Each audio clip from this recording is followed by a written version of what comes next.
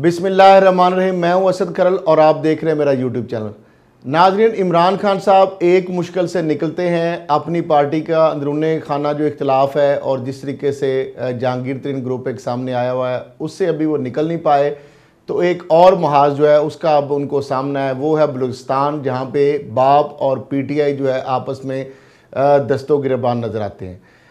इमरान खान साहब का हालिया दौरा क्वेटा जो है वो भी इन इख्तलाफात को ख़त्म कराने में नाकाम हो चुका है और उसके साथ साथ असद उमर साहब को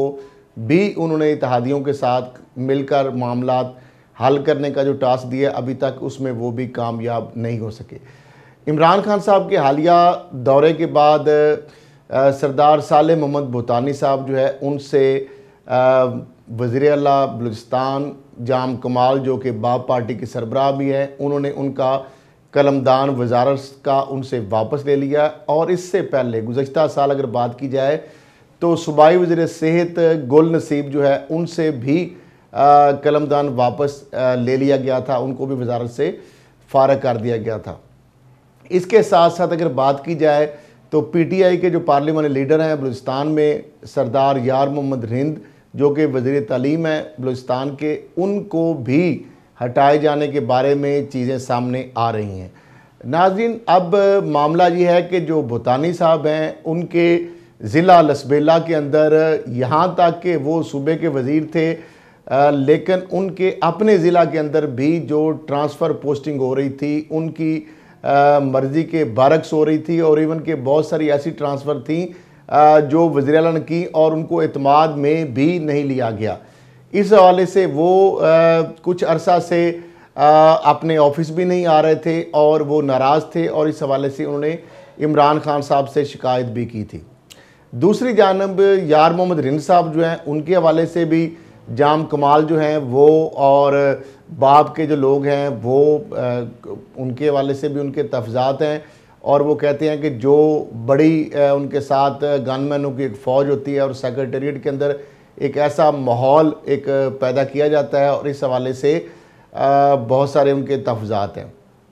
अब मामला ये है कि जिस तरीके से अब चूँकि गैर फितरी इत्तेहाद है, PTI के जो लोग हैं वो अलाइज़ हैं बाप पार्टी जो है उसके और उनके पास कुछ वजारतें हैं,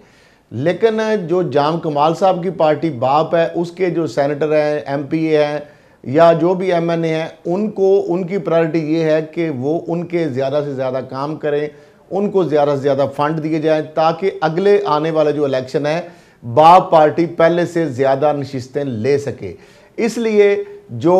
PTI के जो मिनिस्टर्स हैं उनके इख्तियारात जो है वो उस तरीके से उनको नहीं दिए गए। दूसरी जानब जब इमरान खान साहब ने इस हवाले से दौरा किया, इख्तलाफात ख़त्म कराने की कोशिश की, असद उमर साहब को टास्क दिया, तो इस हवाले से कुछ चीज़ें जो हैं जब वफाकी हुकूमत की जानब से अपने हाथ में लेने की कोशिश की गई तो इस पर बाप की जानब से एक सख्त रद्द अमल आया है और बाप के जो MPAs हैं जिनका बलूचिस्तान से तल्लुक़ है, इसके साथ साथ अरकान कौमी असम्बली और सेनेटर्स जो हैं वो बाप की पार्टी के सरबराह जाम कमाल जो वज़ीर आला बलूचिस्तान भी हैं, उनसे उनकी एक मुलाकात हुई और उस मुलाकात के अंदर बड़ा वाज़े और दो टोक पैगाम दिया और एक इलामिया जारी किया है। उन्होंने ये कहा है कि अगर PTI जो है उसने बलूचिस्तान हुकूमत के हवाले से कुछ इक़दामात करने की कोशिश की गई या बाप पार्टी के ख़िलाफ़ या कोई इस तरह की कॉन्स्पिरेसी बनाने की कोशिश की गई तो उस पर फिर सख्त रद्द अमल जो है उसका सामना करने पड़ेगा PTI को, क्योंकि बाप जो है वो वफाकी हुकूमत की अलाई पार्टी है और अगर बलूचिस्तान की हुकूमत के साथ या बाप के साथ किसी तरह का अगर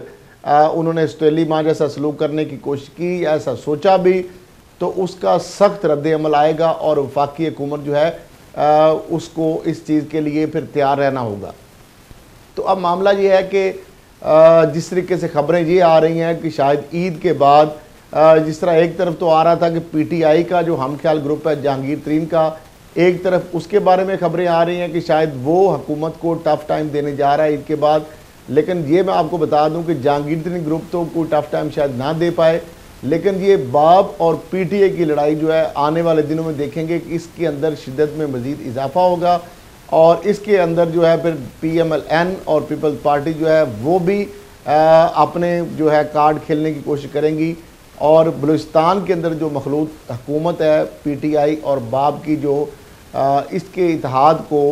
तोड़ने के लिए अपनी कोशिशें वो भी करेंगे, ताकि वफाकी हुकूमत जो है उसको बाब की सपोर्ट अगर ख़त्म होती है तो उससे हुकूमत जो है गिर भी सकती है।